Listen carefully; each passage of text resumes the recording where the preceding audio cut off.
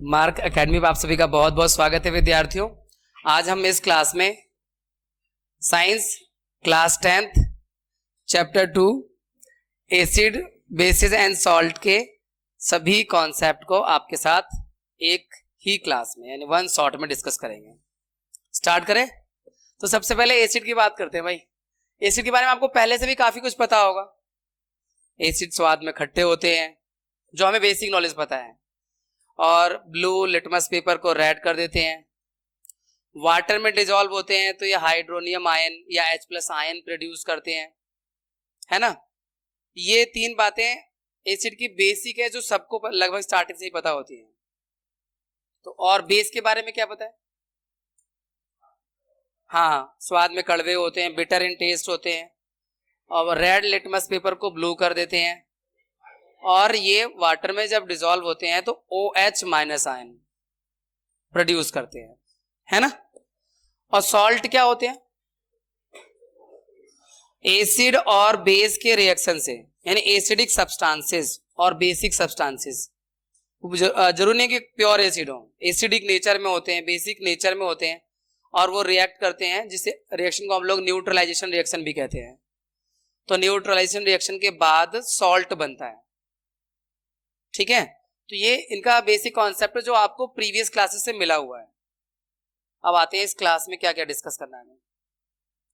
जैसे एसिड वो सब्सटेंस है जो डिसॉल्व होकर एक्वा सॉल्यूशन में हाइड्रोजन आयन प्रोड्यूस करते हैं या हाइड्रोनियम आयन प्रोड्यूस करते हैं। जनरली सोर इन टेस्ट होते हैं। जनरली वर्ड इसलिए बोल रहे हैं क्योंकि हमने प्रीवियस क्लास में पढ़ा है कॉफी के बारे में।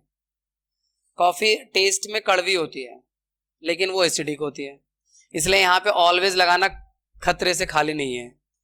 साइंस में ऑलवेज लगाना बहुत मुश्किल काम है क्योंकि देयर आर ऑलवेज एक्सेप्शंस। और ये ब्लू लिटमस पेपर को रेड कर देते हैं, आप पहले से जानते हो। ये एसिड का सॉल्यूशन जो होता है वाटर में वो इलेक्ट्रिसिटी को कंडक्ट करता है क्योंकि उसमें H+ आयन होते हैं, H+ आयन प्रोड्यूस करता है। तो हम लोग एसिड के बारे में जान रहे हैं। स्ट्रॉन्ग एसिड कंप्लीटली वाटर में डिसोसिएट हो जाते हैं, कंप्लीटली डिसोसिएट इन वाटर। अब स्ट्रॉन्ग एसिड के नाम हाइड्रोक्लोरिक एसिड, नाइट्रिक एसिड और सल्फ्यूरिक एसिड है। यहां वाटर में डिसोसिएट होता है जब HCl, ये देखो HCl प्लस वाटर, तो यहां H आयन प्रोड्यूस करता है जो H+ आयन, और वाटर का अपना मॉलिक्यूल H2O, ये दोनों ऐड होके बनाते हैं। साथ में क्लोरीन अलग प्रोड्यूस होगा वाटर के साथ क्योंकि वो डिसोसिएट हो गया ना H और Cl-, H+ और Cl-। तो ये जब वाटर में मिला एसिड तो ये H+ और ये H2O मिलकर हाइड्रोनियम आयन H3O+ बना देते हैं। साथ में क्लोराइड आयन होता है। तो ये आयन जो होते हैं यही इलेक्ट्रिसिटी को कंडक्ट करने में हेल्प करते हैं, ठीक है। तो ये जो रिएक्शन दिखा रखा है बच्चों, ये रिएक्शन दिखाया हुआ है किस तरह से एसिड वाटर के साथ रिएक्ट कर रहा है और क्या बना रहा है। H+ आयन बना रहा है और H2O के साथ कंबाइन हो रहा है और साथ में क्लोराइड का आयन बन रहा है, यानी डिसोसिएट हो रहा है आयन में। HCl जो है H+ और Cl- आयन में टूट रहा है, एक तरह से डिसोसिएट हो रहा है वाटर के अंदर, और फिर वो H+ आयन वाटर के मॉलिक्यूल से जुड़कर हाइड्रोनियम आयन और क्लोराइड आयन तो पहले से बना हुआ है, ठीक है। अभी फर्दर जानकारी। और वीक एसिड क्या होते हैं? अभी तो स्ट्रॉन्ग एसिड की बात हुई जो कंप्लीटली डिसोसिएट हो जाते हैं। वीक एसिड क्या होते हैं? जो पार्शियली, यानी पूरी तरह से नहीं बल्कि आंशिक रूप से, पार्शियली मतलब नॉट कंप्लीटली डिसोसिएट होते हैं वाटर में। और इनमें आता है, देखो एसिडिक एसिड है, ये हाइड्रोजन साइनाइड है, ठीक है। तो weak acid are those acid which dissociate partially in water, पानी में पूरी तरह से डिसोसिएट नहीं होते, और जितना कि स्ट्रॉन्ग एसिड डिसोसिएट होते हैं। अब अगला टॉपिक डाइल्यूशन है। डाइल्यूशन क्या होता है? जब आप वाटर के अंदर एसिड ड्रॉप बाय ड्रॉप मिलाते हैं, पानी के अंदर एसिड ड्रॉप बाय ड्रॉप, एक बूंद डाल दिया एसिड की, फिर हिलाया उसको, फिर एक बूंद और डाल के फिर हिलाया, तो इससे क्या होता है? एसिड जो है डाइल्यूट हो जाता है, उसे हम डाइल्यूटेड एसिड कहते हैं। तो डाइल्यूटेड एसिड में आयन का जो पर यूनिट वॉल्यूम में आयन का जो कंसंट्रेशन है वो कम हो जाता है, डिक्रीज हो जाता है, ठीक है ना।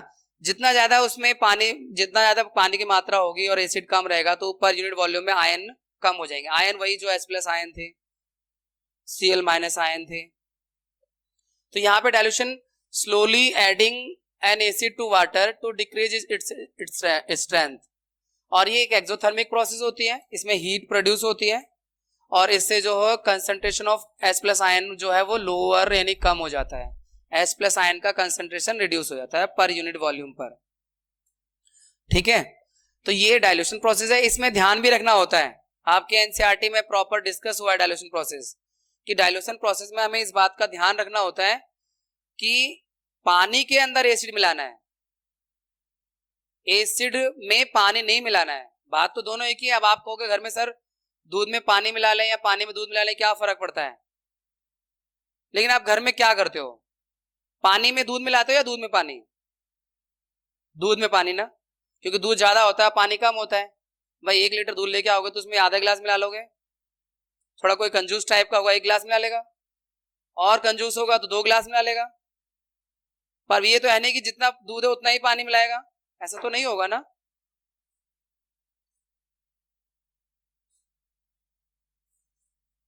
बहुत बढ़िया, आइए आपका स्वागत है।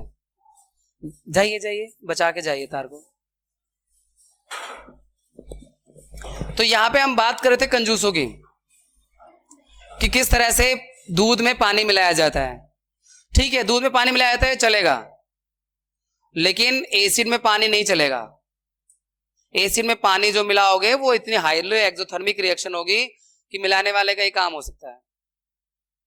इसलिए एसिड में पानी नहीं मिलाना है, पानी में एसिड मिलाना है, वो भी ड्रॉप बाय ड्रॉप।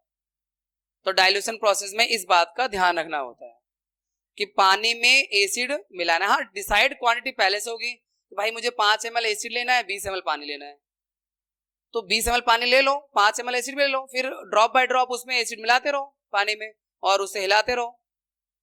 ये डाइल्यूशन प्रोसेस में। अब ये नहीं कि 5 ml एसिड में 20 ml पानी मिलाना है तो 5 ml एसिड लिया, बर्तन बड़ा था, लो पूरा डाल दिया 20 ml पानी, उसके बाद जो हुआ फिर बताने लायक नहीं रहेगा।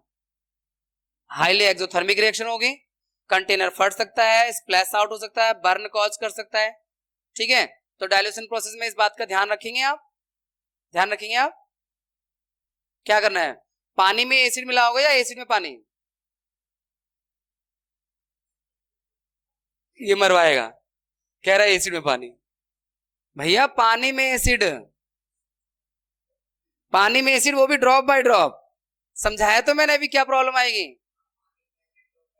हाँ, और हिलाते रहना है। ठीक है, बढ़िया है प्रधान जी।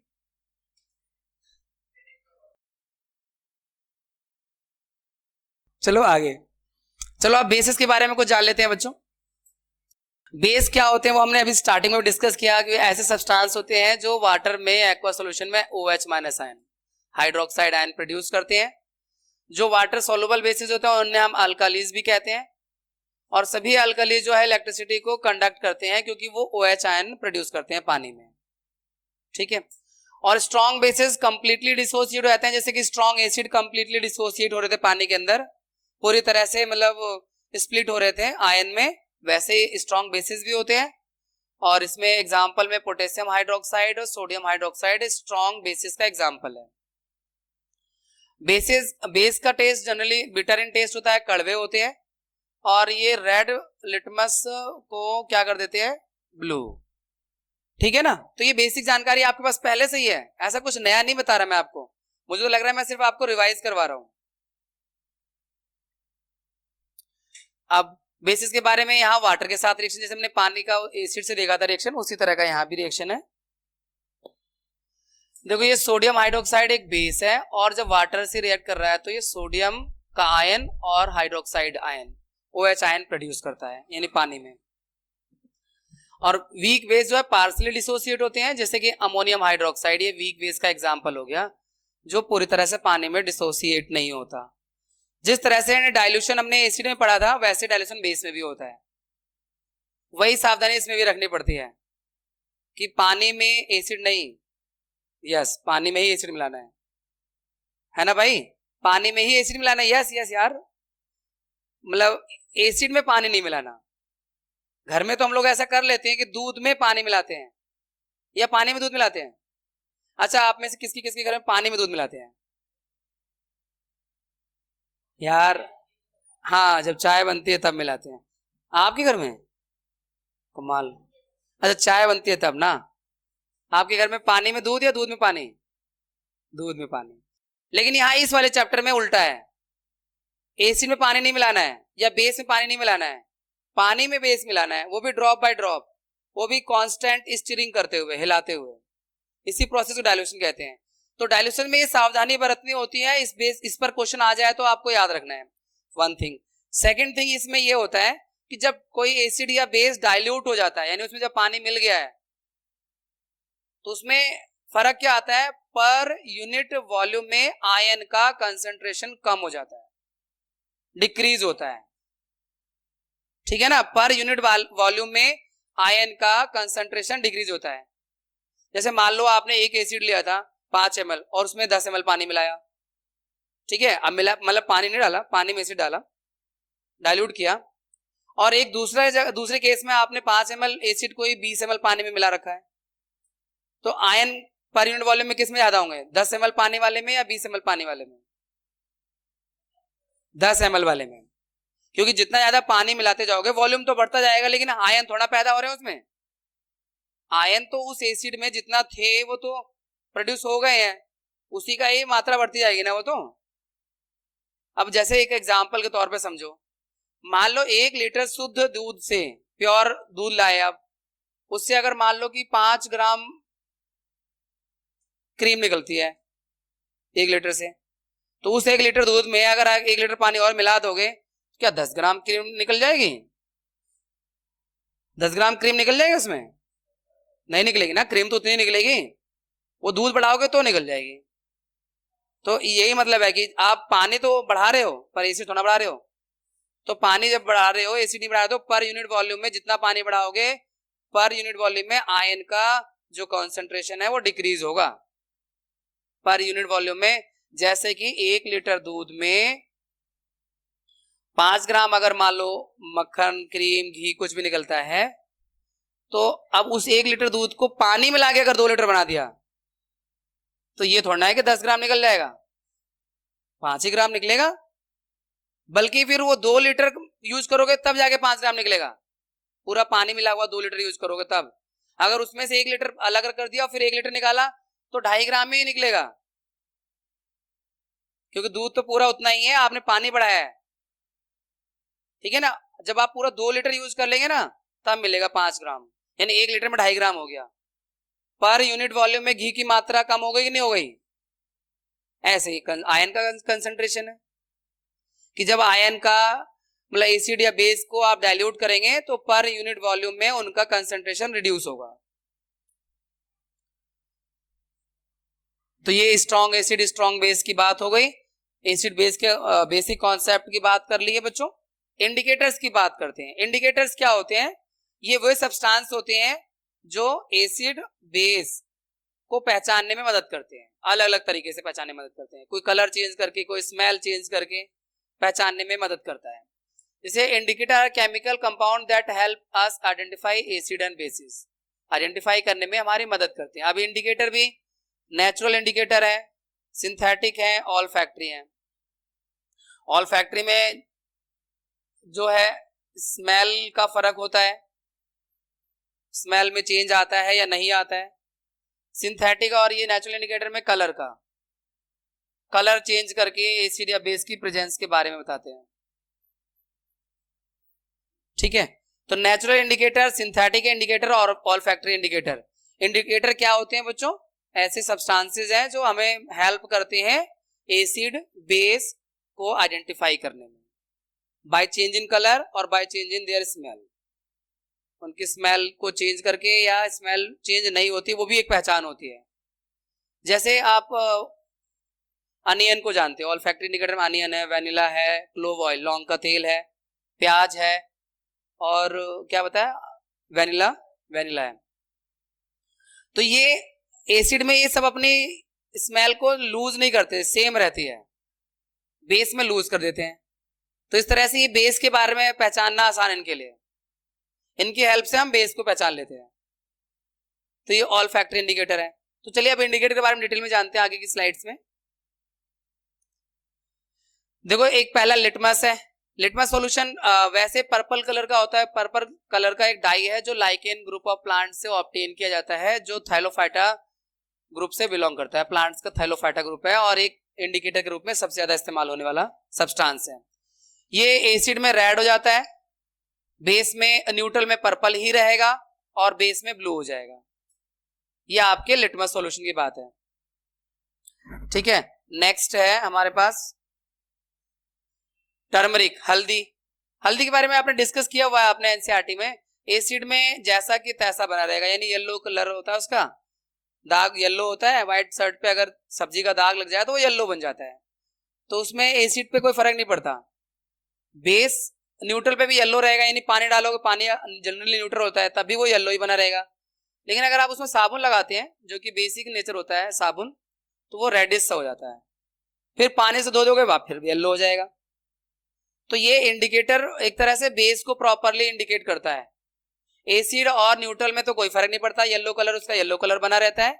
पर अगर आप उस पर साबुन लगा दें, कपड़े व्हाइट शर्ट पे जहां भी येलो दाग लगा हुआ है हल्दी का, उस पर हल्का साबुन लगाएं तो वो रेडिश सा हो जाएगा।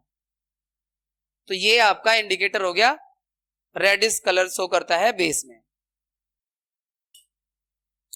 इसके बाद में कुछ ये एक्स्ट्रा चीजें हैं बच्चों जो एनसीईआरटी में डिस्कस नहीं की थी।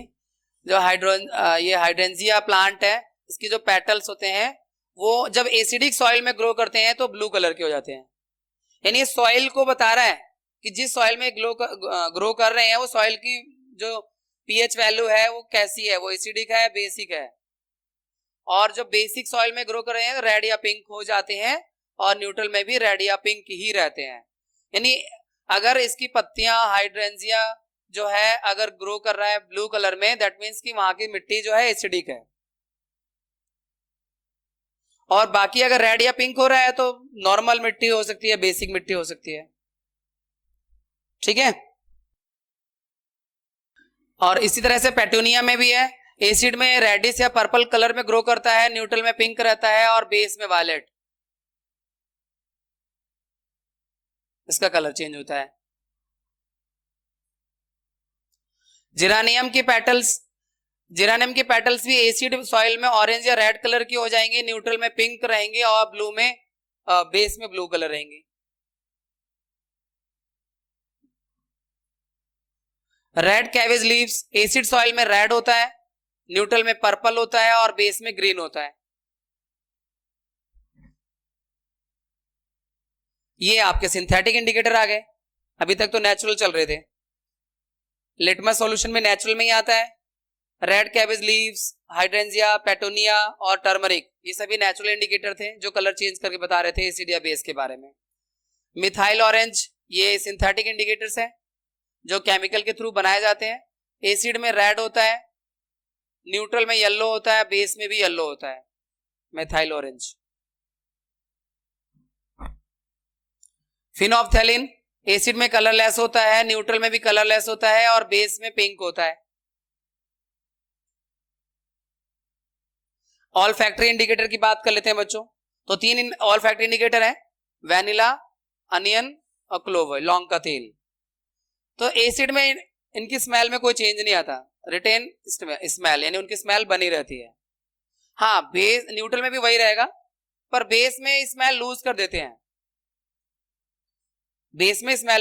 यानी उनकी जो बदबू है वो चली जाती है एक तरह से। ऑल फैक्ट्री इंडिकेटर क्या होते हैं, जो अपनी स्मेल को चेंज करके प्रेजेंस ऑफ एसिड या बेस के बारे में बताते हैं। मतलब अगर स्मेल चेंज नहीं हो रहे हैं तो that substance may be acidic और may be neutral.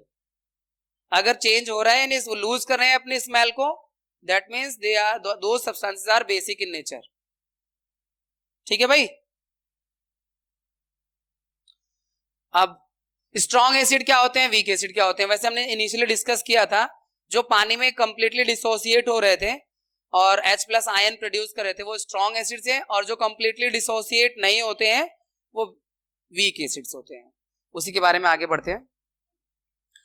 Strong acids are those which are completely ionised in water like hydrochloric acid, sulphuric acid, nitric acid. आप जानते हो स्ट्रॉन्ग एसिड क्या होते हैं, डिस्कस कर लिया है। वीक एसिड क्या होते हैं, वो जो कंप्लीटली डिसोसिएट नहीं होते, which are not ionized in water completely, like acidic acid जिससे सिरका बनता है, फॉर्मिक एसिड जो चींटी के डंक में होता है, टार्टरिक एसिड जो इमली में होता है, सिट्रिक एसिड जो खट्टे फलों में ज्यादातर होता है, और कार्बोनिक एसिड जो एक नेचुरल एसिड है, वीक एसिड में आता है लेकिन। ठीक है, तो ये सभी वीक एसिड्स में है बच्चों। एग्जांपल, कार्बोनिक एसिड वाला आपको जनरली कम मिलता है एनसीईआरटी टेक्स्ट बुक में, एक्टिविटी में मिल जाएगा, लैब मैनुअल मिल जाएगा। एनसीईआरटी टेक्स्ट बुक में कार्बोनिक एसिड जो है वो कम मिलता है, प्रीवियस क्लासेस में भी देखा हुआ है H2CO3 का। कंसंट्रेट एसिड क्या होता है और डाइल्यूट एसिड क्या होता है? कंसंट्रेट एसिड क्या है? जिसमें पानी नहीं मिलाया, जैसे शुद्ध दूध है, दूध वालों ने जो पानी दूध दिया उसी का आप इस्तेमाल कर रहे हैं, नहीं प्योर दूध इस्तेमाल कर, पानी नहीं मिलाया। ऐसे कंसंट्रेट एसिड क्या है? Acid which contain very low composition of water in them, बहुत कम पानी होता है, वो कंसंट्रेट है, और जिसमें आपने प्रॉपर मात्रा में पानी मिला दिया है वो आपका डाइल्यूट हो गया। तो dilute acid, acids which contain very high composition of water in them, वो डाइल्यूट एसिड हो गए। जहां बहुत कम पानी है, पानी तो होगा ही एसिड में, जो हम कंसंट्रेट भी लेके आते हैं उसमें भी पानी होता ही है। पानी नहीं होगा तो क्या वो होगा क्या? पाउडर शेप में होगा, है कि नहीं? तो पानी तो होना ही है, लेकिन पानी जब कम मात्रा में है दैट इज कंसंट्रेट, ज्यादा मात्रा में है तो डाइल्यूट। ये ना कंपैरेटिव टर्म है, हमने क्लास 9 में डिस्कस किया था। सॉल्यूशन भी तो होता है ना, एक डाइल्यूट, एक कंसंट्रेट और एक सैचुरेटेड है, वैसे यहां भी है। कंसंट्रेट और डाइल्यूट कंपैरिजन में जहां पे पानी कम है वो कंसंट्रेट होगा, जिस सॉल्यूशन में, जिस एसिड में पानी ज्यादा है वो डाइल्यूट है। एक तीसरा भी आ जाए अगर एसिड, उसमें और ज्यादा पानी मिला दें तो फिर दूसरा वाला डाइल्यूट कंसंट्रेट मान जाएगा और तीसरा वाला डाइल्यूट हो जाएगा। तो ये कंपैरेटिव टर्म है।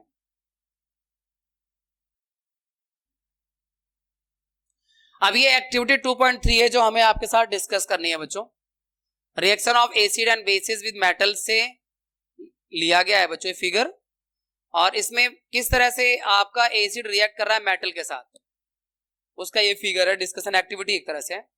देखो यहां पर जिंक ग्रेन्यूल्स लिए गए हैं, ये एक मेटल है और इसमें डाइल्यूट सल्फ्यूरिक एसिड मिलाया गया है।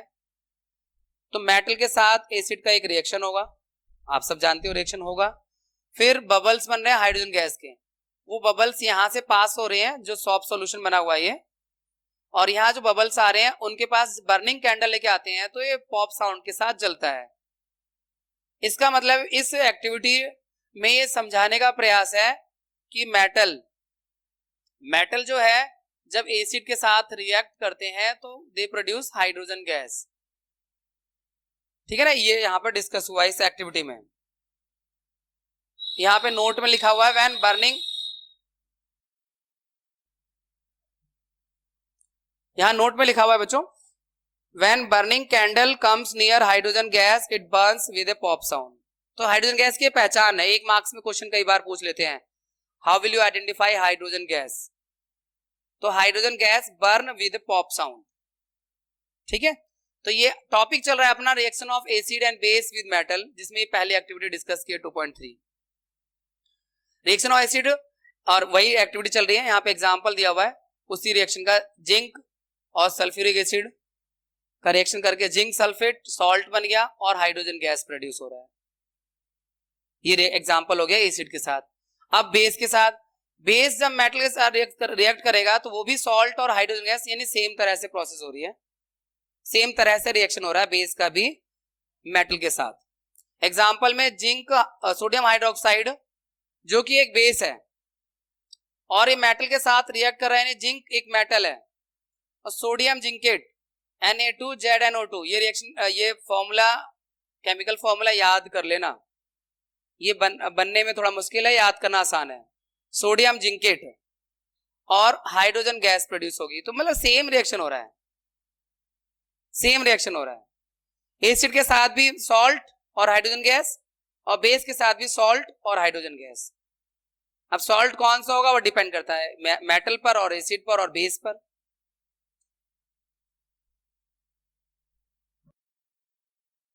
अब एक्टिविटी 2.5, मतलब इससे पहले जो डिस्कस हुआ वो रिएक्शन ऑफ एसिड का मेटल के साथ और बेस का भी मेटल के साथ।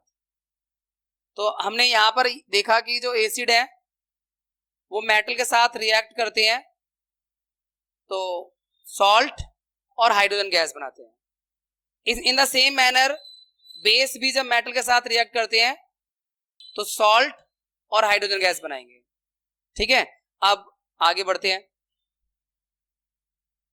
एक्टिविटी 2.5 है आपकी एनसीईआरटी टेक्स्ट बुक से और टॉपिक है reaction of acid with metal carbonate.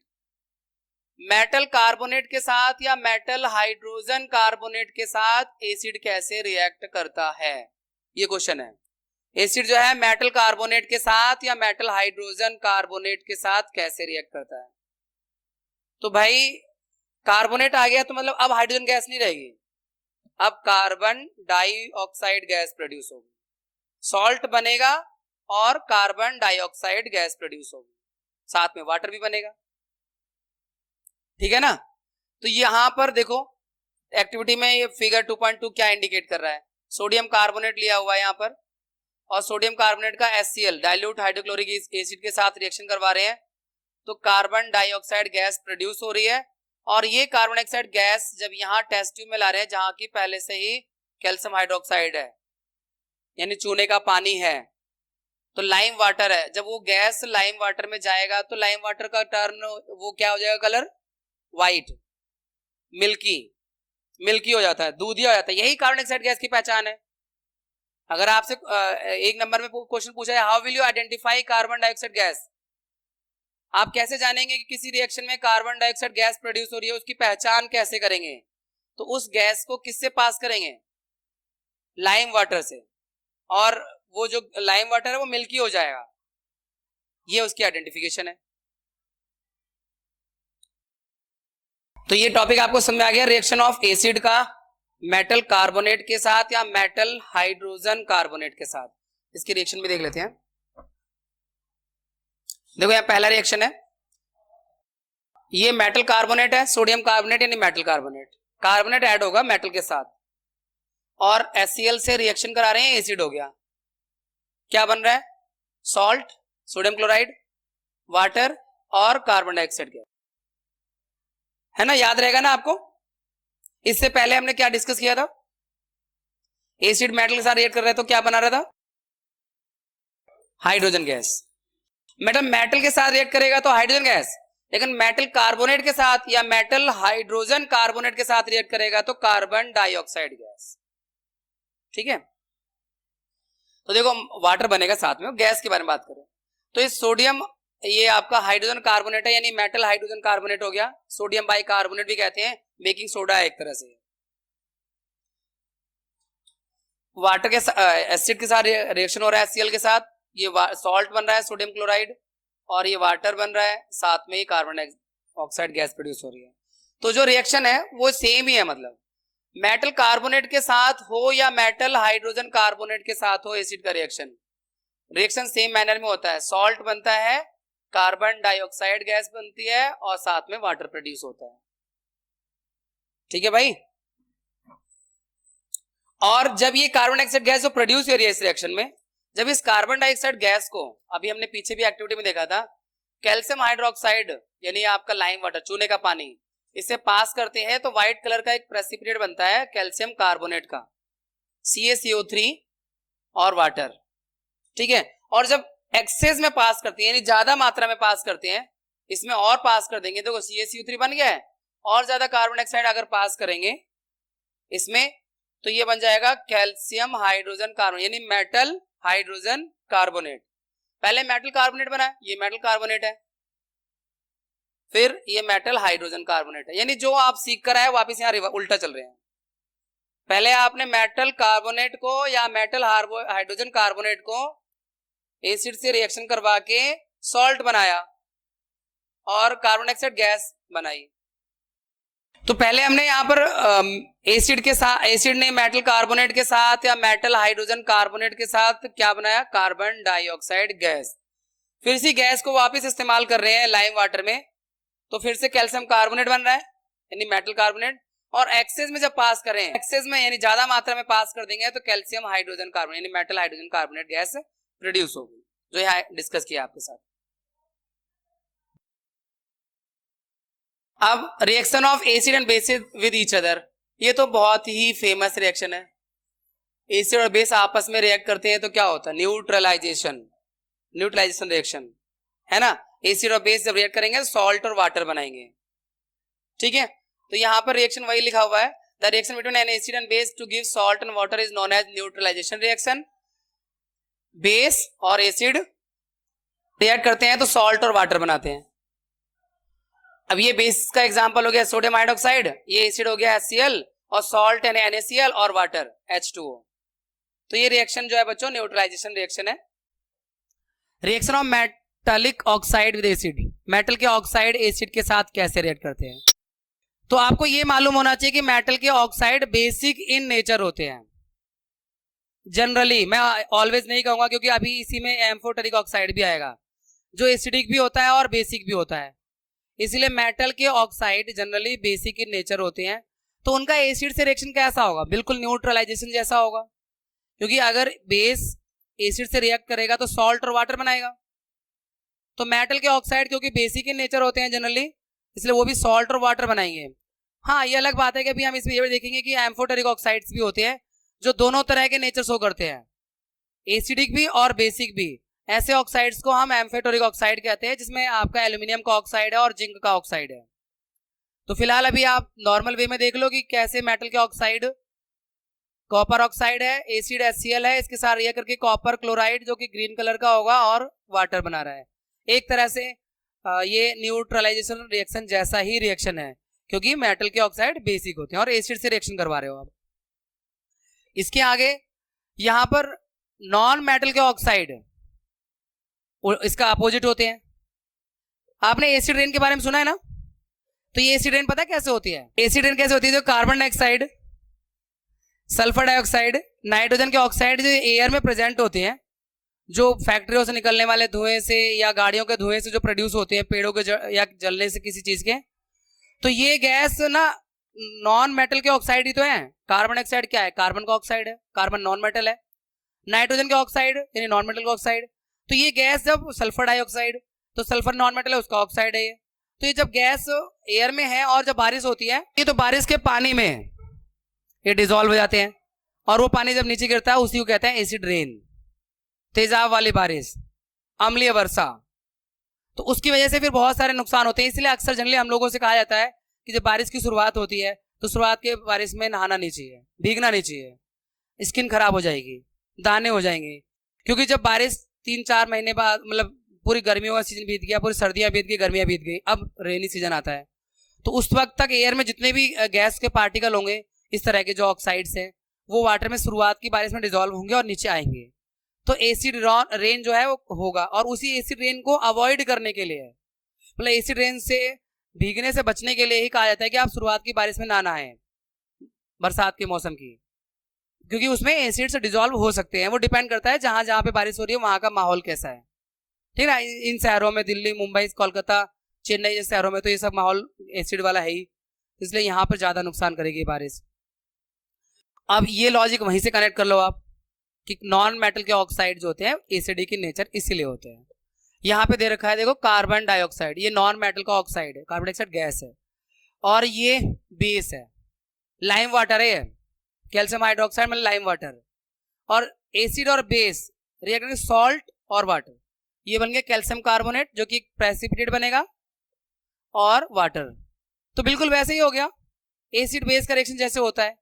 बस हम ये कह सकते हैं कि ये प्योर एसिड नहीं है जो हम HCl में देखते हैं, जो हम सल्फ्यूरिक एसिड में देखते हैं, जो नाइट्रिक एसिड में देखते हैं, वैसे उतना स्ट्रांग तो नहीं है, but they are also acidic in nature.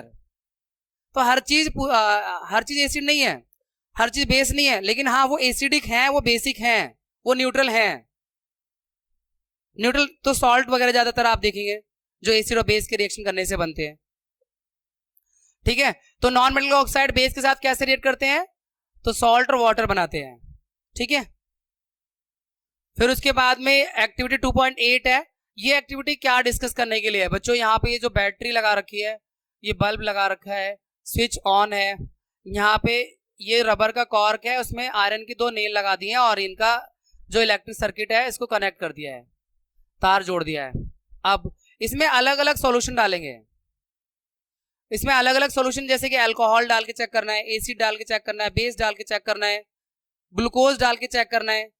तो ये देखना है किस केस में ये बल्ब ग्लो करेगा। 2.8 एक्टिविटी में हमें देखना है किस केस में बल्ब ग्लो करेगा। तो एसिड के केस में करेगा बल्ब ग्लो, अगर हम एसिड डाल के टेस्ट करेंगे इसका तो बल्ब ग्लो करेगा, यानी करंट पास हो रहा है इस आयरन नेल से इस आयरन नेल के बीच में, कनेक्शन का काम कर रहा है वो। और बेस में भी करेगा ग्लो। लेकिन अगर हम ग्लूकोज हमने डाल के चेक करते हैं या अल्कोहल डाल के चेक करते हैं, जब बल्ब ग्लो नहीं करेगा। इसका क्या, इस एक्टिविटी से निष्कर्ष ये निकलता है, कंक्लूजन ये निकलता है 2.8 एक्टिविटी से कि जो एसिडिक ये जो एसिड है या बेस है वाटर में आयन प्रोड्यूस करते हैं और आयन इलेक्ट्रिसिटी को फ्लो कराने में हेल्प करते हैं। और जबकि अल्कोहल या ग्लूकोज जो है ये आयनिक कंपाउंड नहीं है, ये आयन प्रोड्यूस नहीं करते हैं, इसलिए इनको डालने पर इलेक्ट्रिसिटी कंडक्ट नहीं होती है, ये आयन प्रोड्यूस नहीं करते हैं। ठीक है, एक्टिविटी 2.8 का डिस्कशन है ये, कंक्लूजन एक तरह से। अब 2.9 एक्टिविटी, यहां पर इस एक्टिविटी बहुत इंपॉर्टेंट एक्टिविटी है एग्जाम के पॉइंट ऑफ व्यू से। लेकिन क्या है एक्टिविटी, फिगर ही काफी है समझने के लिए। इस एक्टिविटी में ना बच्चों सोडियम क्लोराइड लिया गया है, ठीक है, और उसमें डाला गया कंसंट्रेट H2SO4 की कुछ ड्रॉप्स डाली गई हैं और एक रिएक्शन होगा, फिर उसको कॉर्क वगैरह से ढक दिया है ताकि गैस जो प्रोड्यूस हो निकले ना। तो यहां पर जो गैस प्रोड्यूस होती है ना that is HCl, hydrochloric acid gas produce होती है इस एक्टिविटी में, हाइड्रोक्लोरिक गैस। अब ये एक्टिविटी क्या समझाने का प्रयास है, ये समझाने का प्रयास है कि ये जो हाइड्रोक्लोरिक एसिड गैस प्रोड्यूस हो रही है, अगर उसको लिटमस पेपर पर ड्राई लिटमस पे ड्राई लिटमस पे पास करेंगे तो कुछ चेंज नहीं होगा। लिटमस पेपर ब्लू कलर का, उस पर ये HCl गैस जाके टकराएगी, कोई चेंज नहीं आएगा, उसका कलर कोई चेंज नहीं होगा। फिर हम लिटमस पेपर को मॉइस्ट गीला कर लेते हैं और फिर दोबारा से इसी एक्टिविटी करते हैं और उस पर जब HCl गैस जब जाके टकराएगी तो उसका कलर जो है ब्लू से रेड हो जाएगा। तो ये जो एक्टिविटी 2.9 है वो इस बात को समझाने के लिए है कि ये जो एसिड भी है ये अपना एसिडिक नेचर मॉइस्चर में, वाटर में शो करते हैं, ड्राई में शो नहीं करते हैं। ड्राई HCl लिटमस पेपर पे कोई कलर चेंज नहीं कर पा रही है, जैसे ही लिटमस पेपर गीला किया है तो वो कलर शो कर रहा है, ब्लू को रेड कर रहा है। तो इस एक्टिविटी का कंक्लूजन 2.8 का है कि जो एसिड या बेस है वो अपना एसिडिक नेचर या बेसिक नेचर वाटर सॉल्यूशन में शो करते हैं। ठीक है, एक और क्वेश्चन इसमें आता है, इसका रोल, गार्ड ट्यूब का क्या काम है, जिसके अंदर कैल्शियम क्लोराइड भरा हुआ है, इस पे बेस क्वेश्चन भी आ जाता है। तो गार्ड ट्यूब जो है जिसमें कैल्शियम क्लोराइड भरा हुआ है बच्चों, इस ट्यूब को हम यहाँ डिलीवरी ट्यूब के पास आगे लगा देते हैं उस केस में जब ये एक्टिविटी आप रेनी सीजन में कर रहे हो, मॉइस्चर एयर में ज्यादा है, तो उस मॉइस्चर की वजह से ये जो HCl गैस है वो वेट हो सकती है, गीली हो सकती है, या फिर लिटमस पेपर पे फर्क पड़ सकता है, तो वो फिर वो रेड हो जाएगा ब्लू वाला। तो हमें पता ही नहीं चलेगा कि ये जो ड्राई HCl है वो कैसे चेंज कर रहा है कलर को।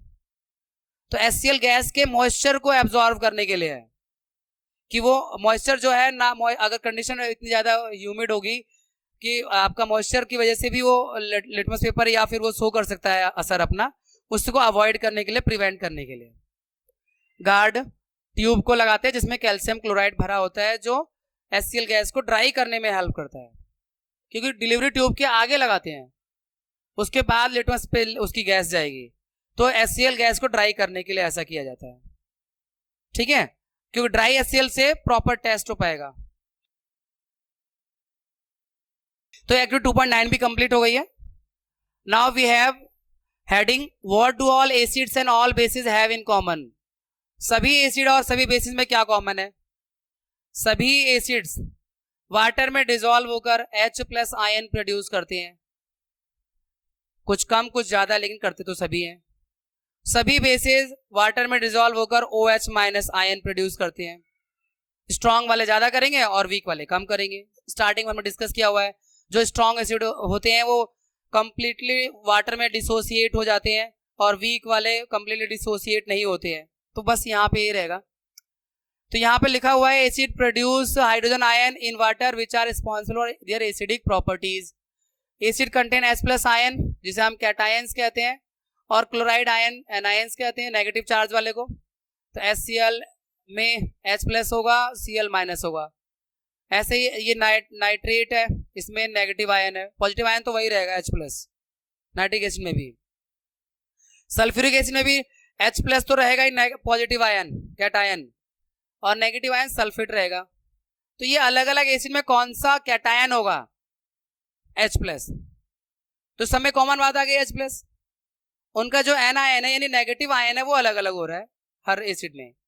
एसिटिक एसिड अगला वाला, इसका भी H प्लस आयन होगा और नेगेटिव आयन ये है एनायन।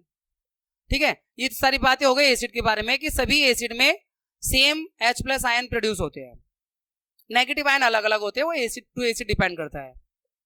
और सभी बेसिस में OH आयन प्रोड्यूस होते हैं, ये सबकी कॉमन बात है।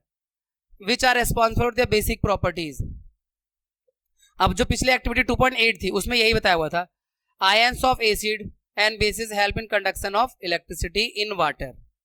ठीक है, जो एक्टिविटी 2.8 में हमने कहा था ग्लूकोज डालने से नहीं हो रहा था कंडक्ट, अल्कोहल डालने से भी नहीं हो रहा था, अगर एसिड डालते हैं उसमें कोई या बेस डालते हैं तो इलेक्ट्रिसिटी का कंडक्शन हो रहा था।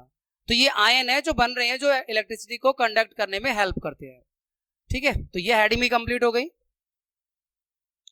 इसके बाद dilution process and diluted acid and bases. Already we have discuss, starting slide में कुछ आज ये टॉपिक्स आ गए थे। डाइल्यूशन प्रोसेस के बारे में हमने सुबह खूब अच्छे से डिस्कस किया था, और वो दूध और पानी वाला एग्जांपल लेकर, है ना भाई। तो वही है यहाँ पे डाइल्यूशन प्रोसेस। यानी डाइल्यूशन प्रोसेस में क्या होता है, पर यूनिट वॉल्यूम में आयन का कंसंट्रेशन डिक्रीज होता है। और डाइल्यूशन प्रोसेस में हम एसिड के अंदर पानी मिलाते हैं, लेकिन प्रोसेस उल्टा है, पानी में ड्रॉप बाय ड्रॉप एसिड डालते हुए उसे स्टिरिंग करते हुए उसको डाइल्यूट किया जाता है। बेस में भी वही होगा। ये क्वांटिटी हम पहले डिसाइड कर लेंगे कि 5 ml एसिड लेना है, 20 ml वाटर लेना है, जो भी है। फिर उस पर उस 20 ml वाटर में एक एक ड्रॉप, दो ड्रॉप करके उसे स्टिरिंग करते हुए डाइल्यूट करना होता है। तो यहाँ पर शायद ये सब लिखी होंगी चीजें। ड्यूरिंग डाइल्यूशन प्रोसेस एसिड और bases must be added to water drop by drop while constant stirring. Dilution process highly exothermic if water is added to acid. ये सारी बातें डिस्कस कर ली है। तो जो लोकल हीटिंग होगी उससे स्प्लैश हो सकता है, बर्न हो सकता है। और मिक्सिंग एन एसिड और base with water result in decrease in concentration of ion, यानी H3O plus ion, hydronium ion या OH minus ion, hydroxide ion का पर यूनिट वॉल्यूम में कंसंट्रेशन कम हो जाता है, नंबर कम हो जाते हैं, और इस प्रोसेस को डाइल्यूशन प्रोसेस कहते हैं। और जो एसिड या बेस जो इस प्रोसेस में मिलता है वो डाइल्यूटेड एसिड या बेस कहलाता है। ठीक है, ऑलरेडी आप इस सब बारे में अच्छे से जानते हैं। हाउ स्ट्रॉन्ग आर एसिड और बेस सॉल्यूशन। एसिड या बेस सॉल्यूशन कितने स्ट्रॉन्ग होते हैं इस बारे में भी जान लेते हैं। देखो भाई, ये किसी भी एसिड या बेस की स्ट्रेंथ को जानने के लिए पीएच वैल्यू से उसकी स्ट्रेंथ का पता चलता है। पीएच वैल्यू एक न्यूमेरिकल वैल्यू है जो एसिड या बेस के स्ट्रेंथ को इंडिकेट करती है। पीएच वैल्यू आपका जो स्टार्ट होता है 0 से लेके 14 तक जाता है। 7 वाला जो पीएच वैल्यू है वो न्यूट्रल को इंडिकेट करता है।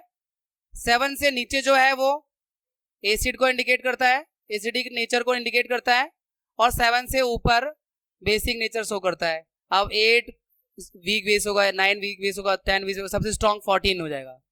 जिसकी पीएच वैल्यू 14 है वो सबसे स्ट्रॉन्ग बेस हो गया वो, जो कि सोडियम हाइड्रोक्साइड होता है ना। और जिसकी पीएच वैल्यू 0 या 1 है वो स्ट्रॉन्ग एसिड हो गया। ठीक है, ये सारी चीजें यहाँ पे डिस्कस हो रहे होंगे। चलिए आगे चलते हैं, आप इसे खुद से रीड कर सकते हैं पॉज करके, मैंने एक्सप्लेन कर दिया आई थिंक। यहाँ पर फिगर 2.6 और 2.7 भी काफी अच्छे फिगर हैं, इन्हें भी हमें डिस्कस कर लेना चाहिए आपके साथ। देखो बच्चों, ये जो फिगर है ये पीएच वैल्यू के चेंज होने पर H प्लस आयन का जो कंसंट्रेशन कैसे कम और ज्यादा होता है वो इस बात को इंडिकेट कर रहा है। आप यहाँ पे न्यूट्रल दिखा रहे हैं, 7 यहाँ न्यूट्रल है। ठीक है, अब 7 से कम या ये H प्लस आयन देखो कम होता जा रहा है, ये सॉरी बढ़ता जा रहा है। यहाँ ब्लू एरिया जो है इंक्रीज करता जा रहा है, जो कि ये बता रहा है कि H प्लस आयन बढ़ता जाएगा जितना पीएच की वैल्यू कम होती जाएगी। और लेकिन यहाँ पे एक चीज और है खास बात, वो OH माइनस आयन कम होता जा रहा है, पर है OH minus ion, OH ion भी है पर वो कम होता जा रहा है। आप अगर पीएच वैल्यू 7 से इंक्रीज कर रही है तो OH के आयन H प्लस आयन कम हो रहे हैं, रिड्यूस हो रहे हैं, ब्लू एरिया बहुत कम हो रहा है, और ये व्हाइट एरिया जो कि OH माइनस को दिखा रहा है ये इंक्रीज होता जा रहा है। तो यहाँ पे एक चीज जो इस ग्राफ से या फिगर से एक लॉजिक समझ में आता है, तो ये कि सब्सटेंस एसिडिक है या सब्सटेंस बेसिक है, उनमें दोनों तरह के आयन हैं, H प्लस भी है, OH माइनस भी है, लेकिन एसिडिक में H प्लस आयन ज्यादा है और बेस में OH माइनस आयन ज्यादा है। ठीक है, इस फिगर को इसलिए मैंने यहाँ पे लिया आपके साथ। अब ये यूनिवर्सल पेपर है जिस पर आप कलर से पता करते हैं कि कौन सी वैल्यू पीएच वैल्यू कितनी हो सकती है। जो सोडियम हाइड्रोक्साइड है जिसका लगभग 14 होता है पीएच वैल्यू, वो डार्क ब्लू एरिया में आ रहा है, और जिनका पीएच वैल्यू बहुत ज़्यादा कम होगा वो रेडिश हो जाएगा, उससे कम ऑरेंज, फिर येलो, ऐसे करके पीएच वैल्यू डिक्रीज होती है, तो वो कलर से पता चलता है जो आपको यहाँ इंडिकेट कर रहा है। अब गैस्ट्रिक जूस है, इसका पीएच वैल्यू 1.2 है, तो ये रेडिश ऑरेंज के जैसा मिक्स है।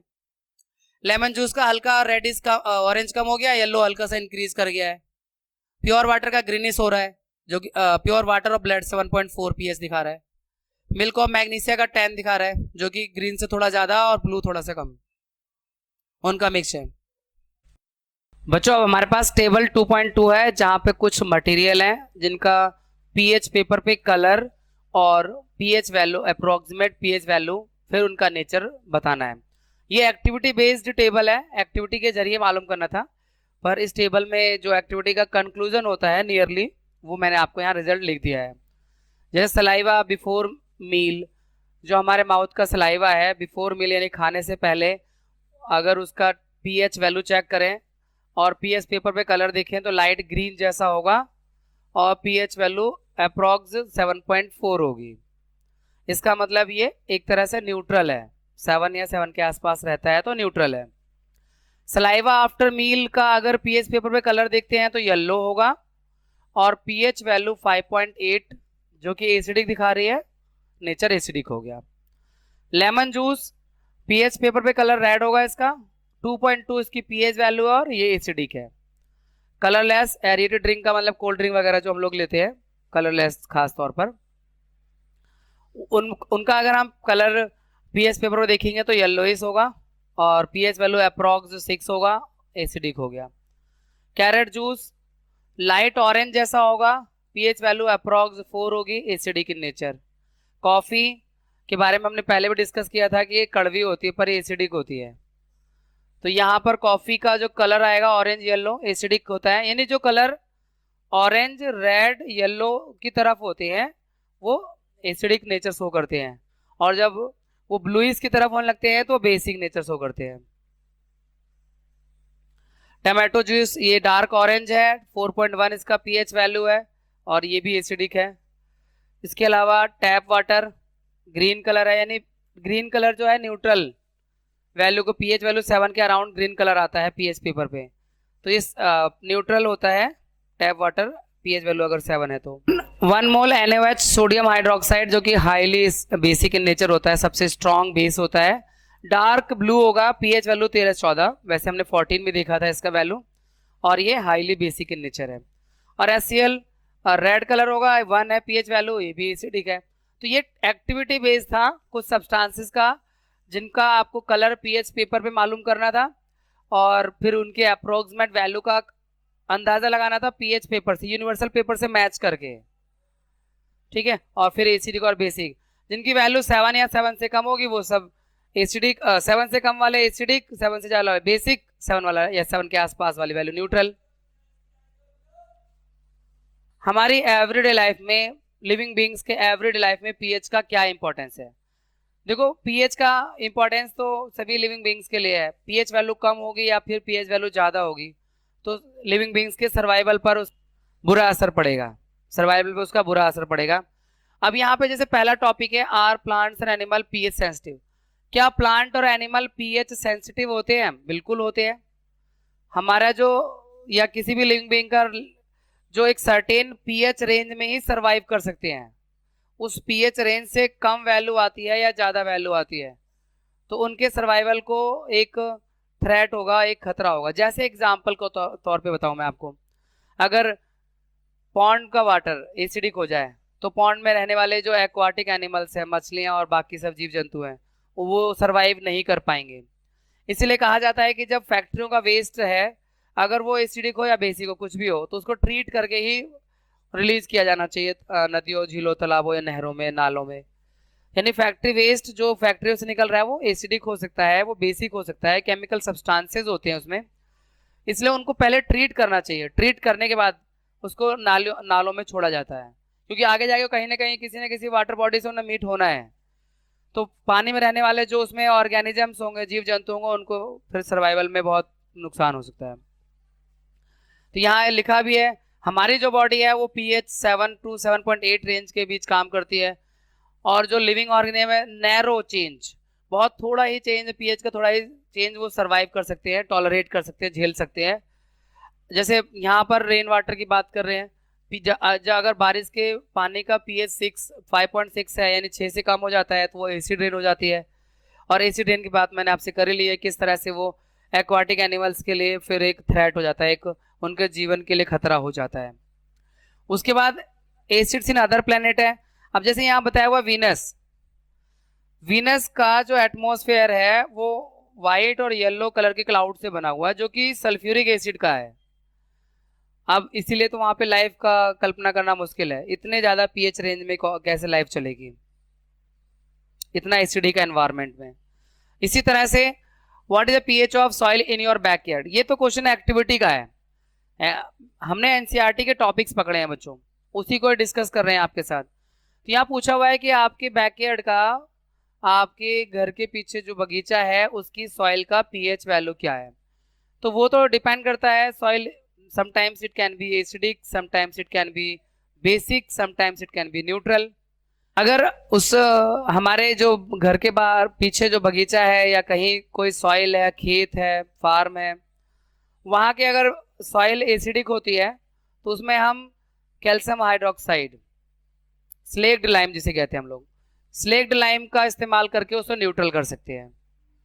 और अगर सॉइल बेसिक है तो उसमें मैन्योर, जो डिकम्पोजिंग से नेचुरल मैन्योर, नेचुरल तरीके से कंपोस्टिंग के जरिए बनती है, मैन्योर का इस्तेमाल करके हम उसे न्यूट्रलाइज कर सकते हैं। यानी अगर सॉइल एसिडिक है तो स्लेक्ड लाइम का इस्तेमाल करेंगे, अगर बेसिक है तो मैन्योर का इस्तेमाल करेंगे उसे न्यूट्रलाइज करने के लिए, ठीक है। और सर्टेन pH रेंज में ही प्लांट्स वगैरह अच्छे से ग्रो होते हैं, अगर pH चेंज होगा तो प्लांट्स भी अच्छे से ग्रो नहीं करेंगे।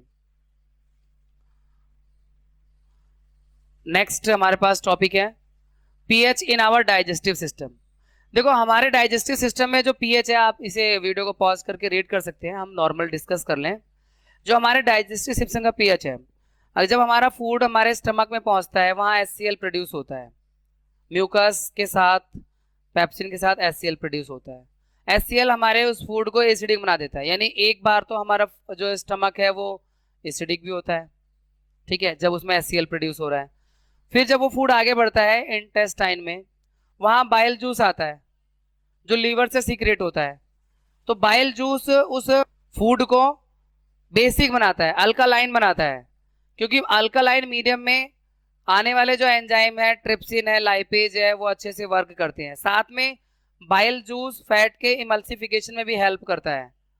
तो ये लीवर से सीक्रेट होता है, गॉल ब्लैडर में स्टोर रहता है और ये फूड के डाइजेशन में हेल्प करता है। तो हम ये कह सकते हैं कि हमारे जो स्टमक है उसका pH वैल्यू 7 से कम होता है, क्योंकि HCl प्रोड्यूस हो रहा है, बाद में 7 से ज़्यादा भी होता है स्मॉल इंटेस्टाइन में।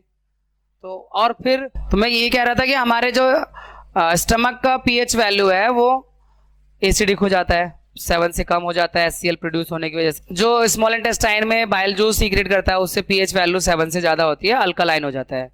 तो pH चेंज होता रहता है हमारे डाइजेस्टिव सिस्टम ट्रैक्ट में। और एक और एग्जांपल है जो यहाँ डिस्कस किया हुआ है, जब हम कभी ज़्यादा खाना खा लेते हैं, पार्टी में गए और मज़ेदार सारी चीज़ें मिली तो ज़रूरत से ज़्यादा खा लिया, उसके बाद एसिडिटी हो गई, उसके बाद क्या होगा, दर्द होगा, रोना धोना मचाओगे। फिर मम्मी क्या करेंगी, बेकिंग सोडा या मैग्नीशियम हाइड्रोक्साइड, है ना, कोई भी एंटा एसिड का इस्तेमाल करेंगे जो कि आपके दर्द में आपको आराम देगा। तो ये एसिडिटी क्रिएट होती है एसिड से, अधिक एसिड प्रोड्यूस होने से, और उसको न्यूट्रलाइज करने के लिए हम बेकिंग सोडा या फिर कोई भी एंटा एसिड जैसे मैग्नीशियम हाइड्रोक्साइड वगैरह इस्तेमाल करते हैं न्यूट्रलाइज करने के लिए। तो this is all about pH in our stomach और डाइजेस्टिव सिस्टम। मिल्क और मैग्नीशियम आप बता रहे ना, मैग्नीशियम हाइड्रोक्साइड।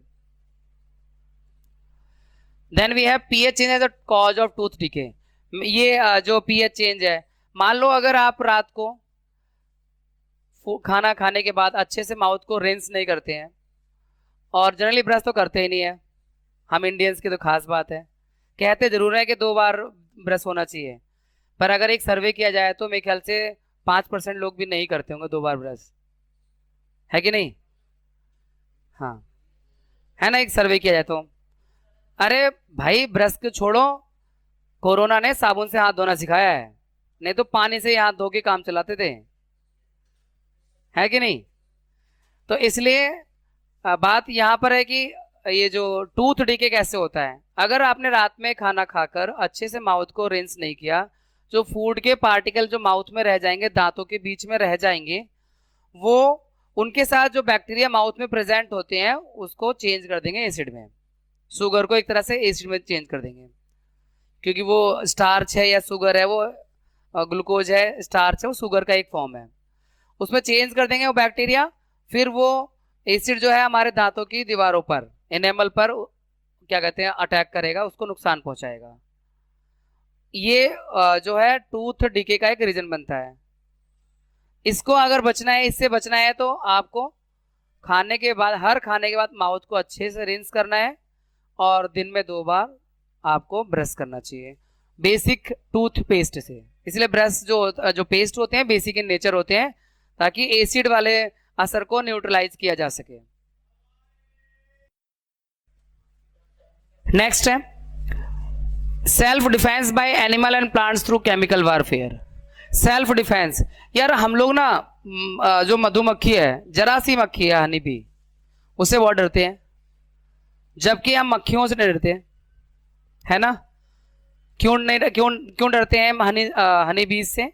क्योंकि उनके पास में प्रकृति ने उनको उनकी सुरक्षा के लिए दिया हुआ है एसिड, उनके डंक में, स्टिंग में, जो अगर हमारे हाथों में मार देंगे, कहीं अगर लगा दिया, तो फिर वो एसिड अंदर इंजेक्ट हो जाएगा और हमें बहुत ज़्यादा पेन होगा, इरिटेशन होगा, स्वेलिंग वगैरह भी हो सकता है। तो अच्छा है ना, नेचर ने दिया हुआ है, नहीं तो हम तो आक्रमणकारी हैं, हम तो किसी को भी मार देते हैं। मानव का क्या है, वो किसी को भी मार सकता है अपने दिमाग का उपयोग करके, हाँ, सेहत के लिए। इसीलिए अच्छा है कि ये जो सेल्फ डिफेंस के लिए प्रकृति ने कुछ ऐसे जंतु हैं उनको इस तरह का दे रखा है। हमें सांप से क्यों डर लगता है? सांप के पास अगर जहर ना हो तो क्यों डर लगेगा? एक छोटी सी छिपकली से डरते हैं, जबकि कई बार वो जहरीली नहीं होती हैं। तो केमिकल ही तो है जो इनको इनकी सुरक्षा के लिए नेचर से मिले हुए हैं। हाँ, अगर जो है आपके गाय या बैल की सींग ना हो तो डर कहाँ लगेगा? उनके सींग से डर लगता है, कभी भी इस्तेमाल कर लिया तो क्या होगा? तो ये नेचर ने इनकी सुरक्षा का इंतजाम कर रखा है। अच्छा है, मैं तो कहता हूँ बहुत अच्छा है, और जितने भी जीव जंतु हैं सबकी सुरक्षा का इंतजाम नेचर के जरिए होना चाहिए, नहीं तो इंसान तो आक्रमणकारी है।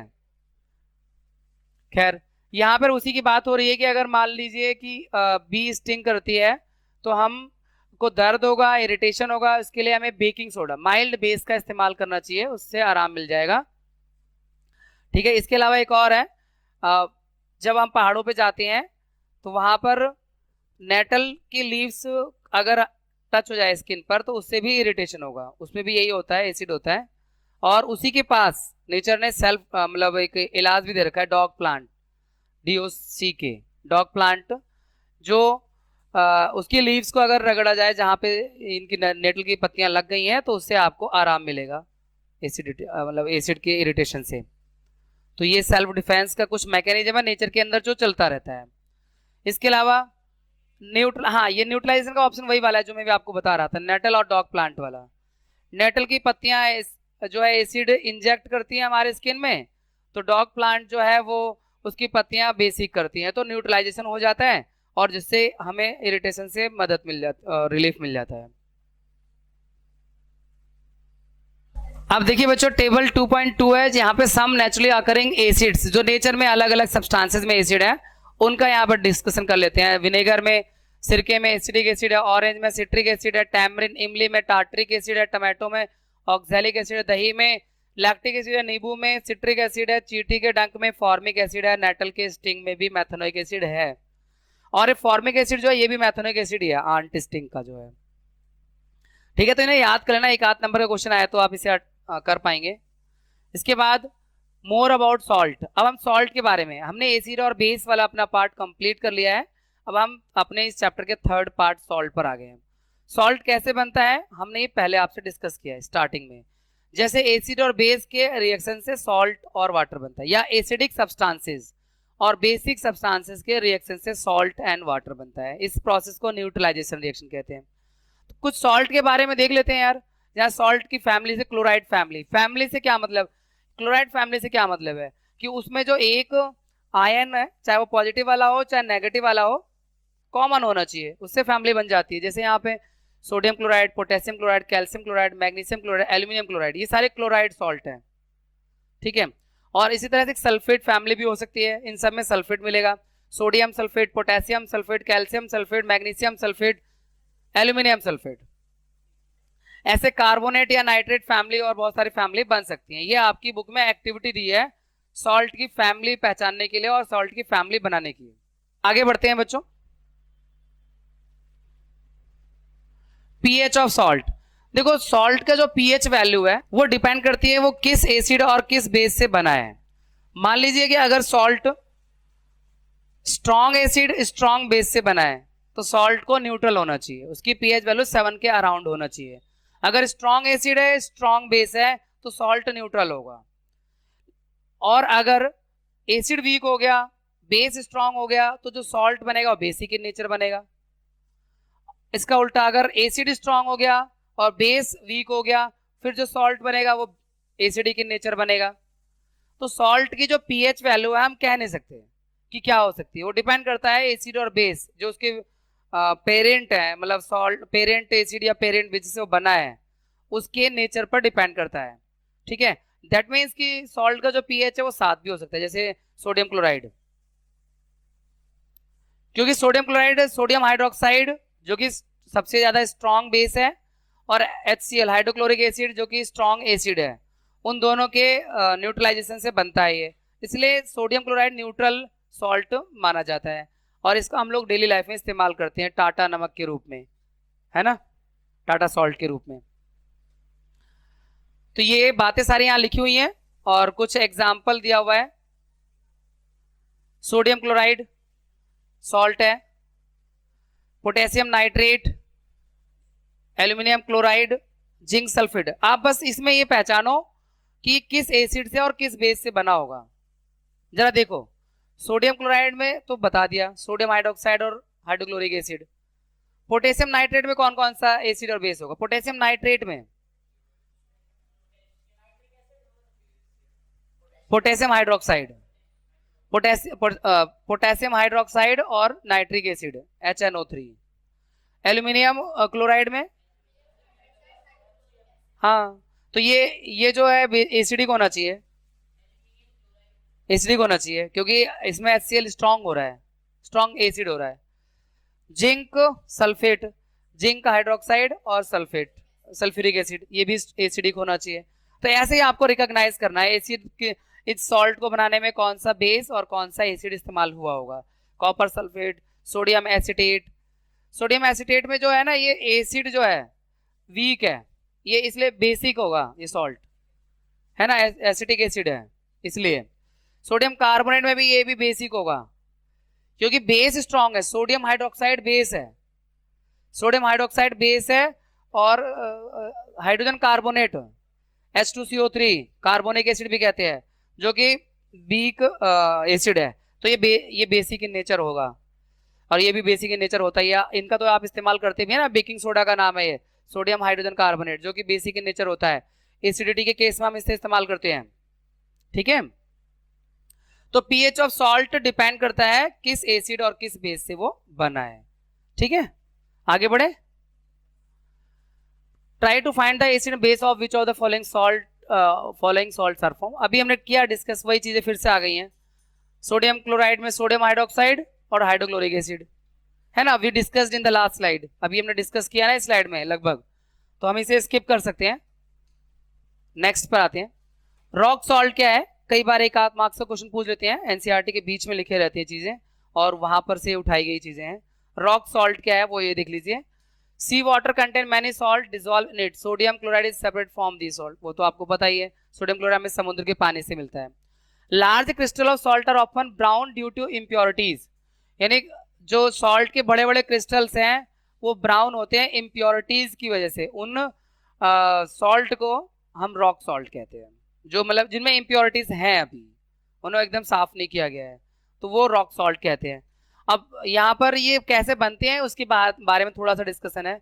Bed of rock salt were formed when seas of bygone ages dried up, यानी बहुत साल पहले, बाइगॉन एजेस का मतलब बहुत समय पहले, लाखों वर्षों पहले, जब वहां पे समुंदर था और वो सूख गया, उससे बनते हैं बेड ऑफ रॉक सॉल्ट्स, वहां के समुद्र के सूखने से बनता है। ठीक है, रॉक सॉल्ट को भी बिल्कुल कोल की तरह ही माइन किया जाता है। तो ये थोड़ी सी इंफॉर्मेशन रॉक सॉल्ट के बारे में थी बच्चों। अब बात करते हैं कॉमन सॉल्ट सोडियम क्लोराइड की। ये जो है कैसे बनता है वो तो बहुत बहुत ज्यादा अच्छे से आपको मालूम है, क्योंकि न्यूट्रलाइजेशन रिएक्शन में सबसे पहला यही रिएक्शन पढ़ा जाता है।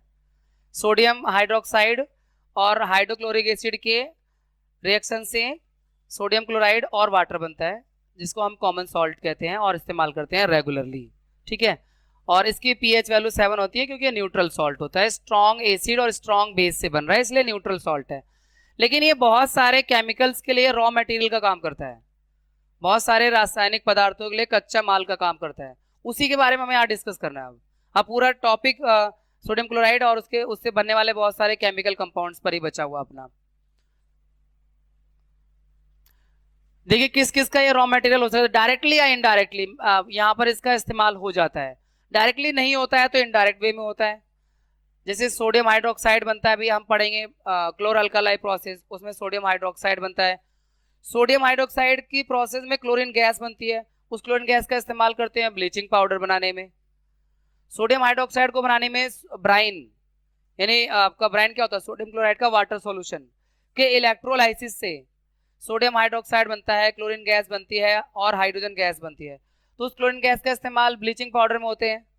तो ये एक तरह से इसका इनडायरेक्ट वे हो गया कि सोडियम क्लोराइड से ब्लीचिंग पाउडर का मदद मिल रही है, डायरेक्ट नहीं तो इनडायरेक्ट हो गया।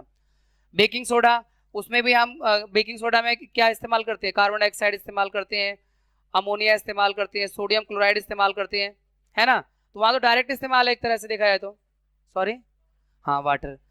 और वाशिंग सोडा में सोडियम कार्बोनेट के रिक्रिस्टलाइजेशन से जो है वो वाशिंग सोडा बनता है। तो ये लगभग कॉमन सॉल्ट में, इन कॉमन सॉल्ट से कुछ ना कुछ मिलता है जो इनमें इस्तेमाल होता है डायरेक्टली या इनडायरेक्टली। ठीक है, तो ये बहुत सारे केमिकल कंपाउंड्स का रॉ मटेरियल है कॉमन सॉल्ट, जिसके बारे में अब हम डिस्कस करेंगे। सबसे पहले है सोडियम हाइड्रोक्साइड। एक्चुअली ये क्लोर अल्कलाई प्रोसेस की बात है, इसका फिगर नहीं है क्या इसमें, है।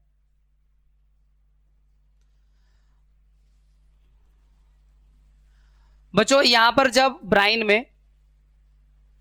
ब्राइन यानी aqueous solution of sodium chloride, sodium chloride के एक्वस सॉल्यूशन को, यानी सोडियम क्लोराइड में जब पानी का सॉल्यूशन बनाते हैं सोडियम क्लोराइड का और उससे इलेक्ट्रिसिटी पास करते हैं, तो जो रिएक्शन होता है उस रिएक्शन को हम क्लोर अल्कलाई प्रोसेस कहते हैं। और उसमें बनता क्या है, सोडियम हाइड्रोक्साइड, जो कि एक अल्कलाइन है। प्रोसेस का नाम क्लोर क्यों कह रहे हैं, क्योंकि क्लोरीन बनता है। अल्कलाई प्रोसेस क्यों कह रहे हैं, क्योंकि अल्कलाइन बनता है सोडियम हाइड्रोक्साइड, साथ में हाइड्रोजन गैस भी बनता है, 3 चीजें बनती हैं जिसका यहाँ पे जिक्र कर रखा है। Sodium chloride plus water passing electricity,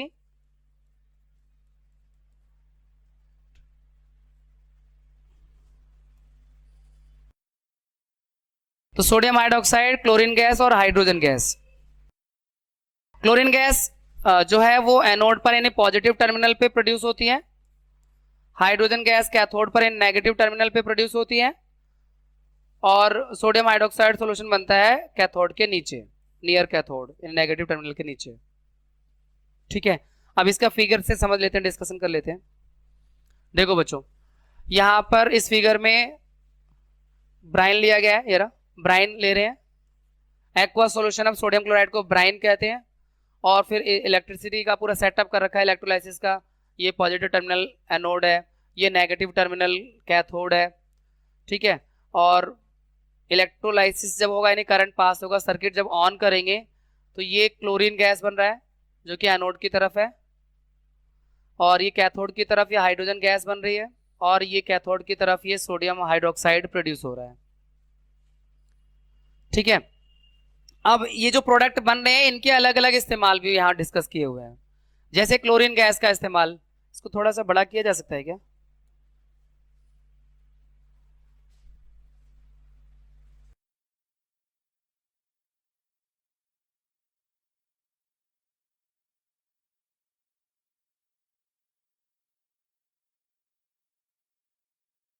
जैसे क्लोरीन गैस का इस्तेमाल वाटर के ट्रीटमेंट में होता है, स्विमिंग पूल्स में होता है, पीवीसी यानी पॉलीविनाइल क्लोराइड बनाने में होता है, डिसइंफेक्टेंट के रूप में इस्तेमाल होता है, सीएफसी क्लोरोफ्लोरोकार्बन गैस और पेस्टिसाइड्स बनाने में होता है क्लोरीन गैस का इस्तेमाल, जो कि क्लोर अल्कालाई प्रोसेस से मिल रहा है ना, मतलब कॉमन सॉल्ट से मिल रहा है।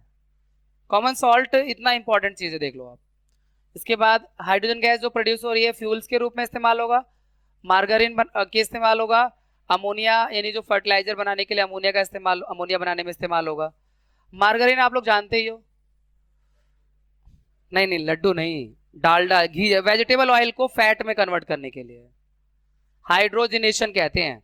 आप इसे ना चैप्टर 4 कार्बन वाले चैप्टर में पढ़ेंगे, हाइड्रोजिनेशन।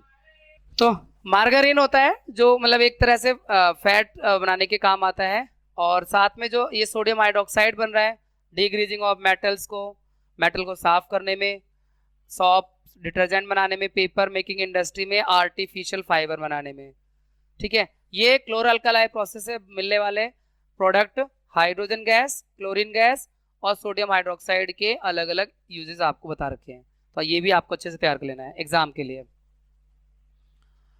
अब बात करते हैं ब्लीचिंग पाउडर। ब्लीचिंग पाउडर का कैसे फॉर्मेशन होता है और उसके क्या क्या यूजेस है। तो कैल्शियम हाइड्रोक्साइड के से जब क्लोरीन गैस पास की जाती है तो कैल्शियम ऑक्सीक्लोराइड बनता है, जैसे हम ब्लीचिंग पाउडर कहते हैं, साथ में वाटर बनता है। अब इसके जो यूजेस हैं वो आपकी क्या क्या है, कॉटन और लाइनन इंडस्ट्री में होता है, यानी टेक्सटाइल इंडस्ट्री में इस्तेमाल होता है, वुड पल्प के ब्लीच में होता है, पेपर इंडस्ट्री में, और वॉश्ड लॉन्ड्री में इस्तेमाल होता है, कपड़ों के लिए कड़क बनाने के लिए ब्लीचिंग पाउडर का इस्तेमाल होता है। इसके अलावा इसका एक और इस्तेमाल है ऑक्सीडाइजिंग एजेंट के रूप में केमिकल इंडस्ट्री में, और पानी को जम्स फ्री करने के लिए भी ब्लीचिंग पाउडर का इस्तेमाल किया जाता है, ठीक है। तो ये 3 यूजेस हैं आपका ब्लीचिंग पाउडर का। Now we have baking soda. Baking soda कैसे फॉर्म होता है और यूजेस तो आपको पता है, 1-2-3 बेसिक यूजेस पता है, एंटी एसिड के रूप में है। तो अमोनिया, सोडियम क्लोराइड डायरेक्ट इस्तेमाल है। पिछले वाले में ये जो ब्लीचिंग पाउडर है इसमें सोडियम क्लोराइड का डायरेक्ट इस्तेमाल नहीं है, वो जो ब्राइन जो क्लोरअल्कलाई प्रोसेस है उससे जो क्लोरीन गैस मिल रही है शायद उसका इस्तेमाल है, इसलिए कह रहे थे सोडियम क्लोराइड इनका रॉ मटेरियल है। लेकिन यहाँ तो डायरेक्टली बेकिंग सोडा को बनाने में डायरेक्टली सोडियम क्लोराइड का इस्तेमाल किया जा रहा है। अमोनिया, सोडियम क्लोराइड, वाटर और कार्बन डाइऑक्साइड के रिएक्शन से जो बन रहा है सोडियम हाइड्रोजन कार्बोनेट, जिसे हम बेकिंग सोडा कहते हैं, और अमोनियम क्लोराइड प्रोड्यूस हो रहा है बच्चों। तो ये केमिकल रिएक्शन आपको याद कर लेनी है, प्रैक्टिस कर लेना है किस तरह से आपका बेकिंग सोडा बनता है। सोडियम हाइड्रोजन कार्बोनेट, ठीक है, ammonia plus sodium chloride plus carbon dioxide plus water के केमिकल रिएक्शन से NaHCO3 sodium hydrogen carbonate plus ammonium chloride NH4Cl। Uses की तो बात ही मत करो, बेकिंग सोडा के ना आसान यूजेस है। ये एक mild non corrosive base salt होता है, यानी कि माइल्ड नॉन कोरोजिव। बेस सारे यूजफुल नहीं होते हमारे एंटी एसिडिक के लिए, एंटी एसिड में सारे बेस इस्तेमाल नहीं कर सकते। एक दिन क्लास में डिस्कस हो रहा था कि अगर वो एसिडिटी से आराम लेना हो तो सोडियम हाइड्रोक्साइड का यूज किया जा सकता है, डिस्कस हुआ था।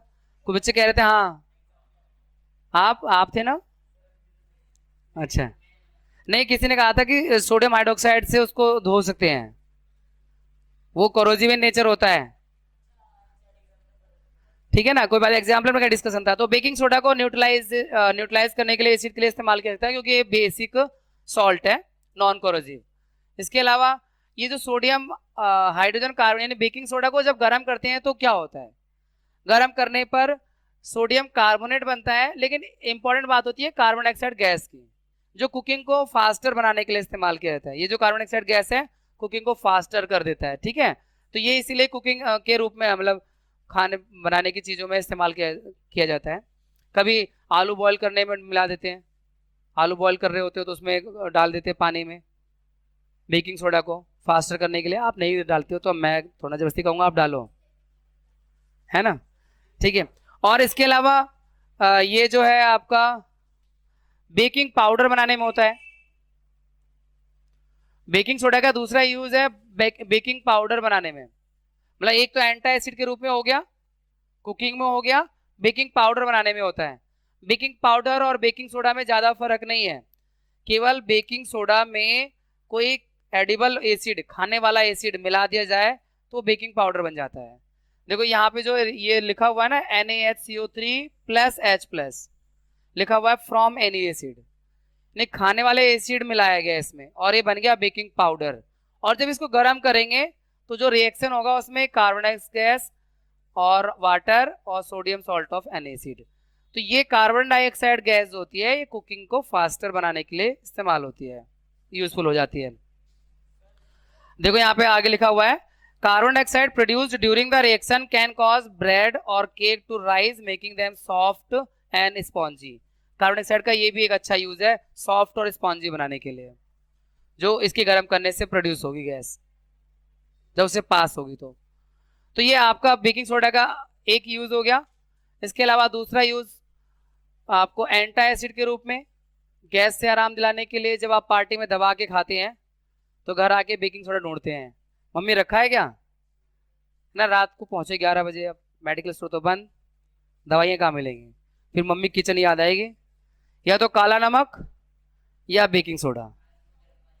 हाँ काला नमक गर्म पानी से भी आराम मिल जाता है। इसका मतलब जो काला नमक है वो बेसिक इन नेचर है ना। और इसके अलावा सोडा एसिड फायर आग बुझाने के लिए भी इस्तेमाल किया जाता है, क्योंकि जहां भी इसको डालेंगे पाउडर को वहां पर बेकिंग सोडा के वहां पर गर्म होने से कार्बन डाइऑक्साइड गैस प्रोड्यूस होगी, और वो कार्बन डाइऑक्साइड गैस एक कंबल का काम करेगी जो ऑक्सीजन के कनेक्शन को ब्रेक कर देगी उस फ्यूल से, ऑक्सीजन के कनेक्शन को ब्रेक कर देगी उस फ्यूल से। तो कार्बन डाइऑक्साइड गैस प्रोड्यूस होगी तो आग बुझाने में हेल्प मिलेगी। कार्बन डाइऑक्साइड गैस ऑक्सीजन से भारी होती है इसलिए वो उसका कनेक्शन फ्यूल से काट देगी। तो ये फायर एक्सटिंग्विशर के रूप में भी इस्तेमाल होता है, आग बुझाने के रूप में भी इस्तेमाल होता है इसको। इसके अलावा बच्चों अब आ गए हम वॉशिंग सोडा पर। वॉशिंग सोडा कैसे बनता है, recrystallisation of sodium carbonate, sodium carbonate के रिक्रिस्टलाइजेशन से वॉशिंग सोडा बनता है ना। क्रिस्टलाइजेशन प्रोसेस को क्लास 9th में चैप्टर 2 में आपने डिस्कस किया हुआ है, जिसमें हम उसका सैचुरेटेड सॉल्यूशन बनाते हैं और रूम टेम्परेचर पर ठंडा होने के लिए छोड़ देते हैं, तो वो क्रिस्टल्स के रूप में फॉर्म हो जाता है जिसे हम क्रिस्टलाइजेशन प्रोसेस कहते हैं। तो यहाँ रिक्रिस्टलाइजेशन है, ठीक है। तो sodium carbonate can be obtain by heating baking soda, वो तो मिल ही रहा था बेकिंग सोडा को हीट करके सोडियम कार्बोनेट, है ना, अभी पीछे वाले रिएक्शन में। उसी सोडियम कार्बोनेट के रिक्रिस्टलाइजेशन से, recrystallisation of sodium carbonate gives washing soda, और ये एक बेसिक सॉल्ट है। फॉर्मूला बन जाता है Na2CO3 10H2O, है ना। ये जो 10H2O है ये वाटर ऑफ क्रिस्टलाइजेशन है। आगे इसका एक डेफिनेशन भी आएगा, what is water of crystallisation, आगे हेडिंग भी आ रही है। क्या सॉल्ट के क्रिस्टल रियली ड्राई होते हैं, तो नहीं। जैसे क्या ये रियली ड्राई है, नहीं, इसमें वाटर ऑफ क्रिस्टलाइजेशन है, ठीक है। तो पहले आप ये रिएक्शन याद कर लो, सोडियम कार्बोनेट का रिक्रिस्टलाइजेशन हो रहा है तो sodium carbonate 10H2O washing soda बन रहा है, वॉशिंग सोडा बन रहा है। और अब वॉशिंग सोडा के यूजेस वो तो आपको पता है, ग्लास, सॉप और पेपर इंडस्ट्री में होगा। इसके अलावा बोरेक्स एक कंपाउंड है सोडियम का, मेडिसिनल यूजेस का, उसको बनाने में होगा। इसके अलावा सफाई के लिए इस्तेमाल होगा घरों में, और वाटर की हार्डनेस को रिमूव करने के लिए ये लैब वगैरह में इस्तेमाल करते हैं, वाटर की हार्डनेस को रिमूव करने के लिए। क्योंकि देखो डिटर्जेंट जो होता है ना हार्ड वाटर में भी काम करता है, सॉफ्ट नहीं करता है। तो ये हार्ड वाटर की वो हार्डनेस को रिमूव कर देता है ना डिटर्जेंट, इसलिए हार्ड वाटर में भी अच्छे से काम करता है। चैप्टर 4 में आप सॉप और डिटर्जेंट के बारे में डिफरेंस को समझेंगे, वहां पे आपको समझ आएगा कि डिटर्जेंट जो है हार्डनेस को रिमूव कर रहा है। तो ये वॉशिंग सोडा के बच्चों यूजेस हो गए। अब जो मैं आपसे डिस्कस कर रहा था क्रिस्टल वाली बात, are the crystal of salt really dry, क्या सॉल्ट के क्रिस्टल रियली ड्राई होते हैं? तो आप कहेंगे नो, नहीं। और एग्जांपल में दे देंगे आप कि देखो जैसे कि कॉपर सल्फेट है, इसमें वाटर के 5 मॉलिक्यूल हैं एक फॉर्मूला यूनिट में। सोडियम कार्बोनेट यानी वाशिंग सोडा के एक फॉर्मूला यूनिट में 10 वाटर के मॉलिक्यूल हैं। कैल्शियम सल्फेट यानी जिप्सम, इसके एक फॉर्मूला यूनिट में वाटर के 2 मॉलिक्यूल हैं, है ना। हाँ, फेरस सल्फेट 7 होते हैं, FeSO4 7H2 होता है, तो उसमें वाटर के 7 मॉलिक्यूल होते हैं। तो ये वाटर के जो मॉलिक्यूल है ना, इसे हम कहते हैं वाटर ऑफ क्रिस्टलाइजेशन। तो क्या है water of crystallisation? It is fix number of water molecule present in one formula unit of salt. Salt के एक फॉर्मूला यूनिट में number of water molecule present is known as water of crystallisation, ठीक है ना। तो copper sulphate में कितने crystal हैं वाटर के? 5। यहाँ एक एक्टिविटी कर रखी है, वो कॉपर सल्फेट वाली है। कॉपर सल्फेट जो है, जब उसमें वाटर के क्रिस्टल्स हैं तो किस कलर का होता है? ब्लू। जब इसको हीट करते हैं और उसमें से पानी वाटर का जो मॉलिक्यूल है लूज कर देता है, वो व्हाइट हो जाता है। फिर दोबारा से उसमें वाटर के ड्रॉपलेट डाल देते हैं, फिर से ब्लू हो जाता है। तो ये इसका एक तरह से वेरिफिकेशन टाइप का है कि कैसे आप देख सकते हैं कि कॉपर सल्फेट में वाटर के क्रिस्टल से कलर चेंज हो रहा है। वैसे ड्राई कर दें तो वो व्हाइट हो जाता है और पानी मिला दें तो ब्लू हो जाता है। प्लास्टर ऑफ पेरिस, बच्चों प्लास्टर ऑफ पेरिस है अगला केमिकल कंपाउंड, पीओपी। इसका नाम पीओपी यानी प्लास्टर ऑफ पेरिस क्यों पड़ा? कहीं पढ़ने में आता है पहली बार पेरिस से इस्तेमाल हुआ, कहीं पढ़ने में आता है पहली बार वहां पर इसको खोजा गया। हाँ, तो इसीलिए इसका नाम प्लास्टर ऑफ पेरिस पड़ा। और अगर कभी किसी की हड्डियां टूटी हो तो उसका तो इसका अच्छा सा एक्सपीरियंस होगा पीओपी का। साथ में घरों में छतों की जो डिजाइनिंग होती है सीलिंग की, या दीवारों को भी ज़्यादा स्मूथ फिनिशिंग देने के लिए पीओपी मिलाया जाता है। पीओपी जल्दी से सूख जाता है और ज़्यादा अच्छी फिनिशिंग देता है, ठीक है ना।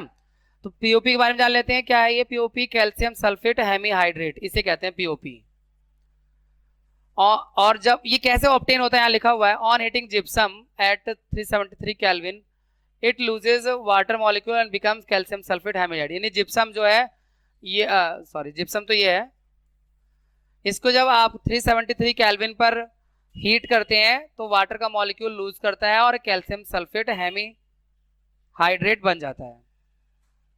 और फिर इस कैल्शियम सल्फेट हेमीहाइड्रेट यानी पीओपी में वाटर मिलाते हैं तो फिर से इनका वाटर के जो क्रिस्टल्स है कंप्लीट हो जाते हैं और ये हार्ड हो जाता है, जिसे हम फिर कैल्शियम सल्फेट 2H2O कहते हैं, जिप्सम कहते हैं। यूजेस कर लेते हैं। अब इसके यूजेस क्या क्या है? डॉक्टर इस्तेमाल करता है फ्रैक्चर्ड बोन्स को एक जगह सेट करने के लिए, खिलौने बनाने के लिए, इंटीरियर डेकोरेशन में इस्तेमाल होता है, और मूर्तियाँ आदि स्टैचूज वगैरह बनाने में इस्तेमाल होते हैं। तो इस तरह से आपका ये एक चैप्टर, एक शानदार chapter acid base salt complete हो गया है। हम आपसे मिलते हैं एक और नए चैप्टर में, तब तक आप अपना बेहद ख्याल रखिएगा, अच्छे से पढ़िएगा। Have a nice day.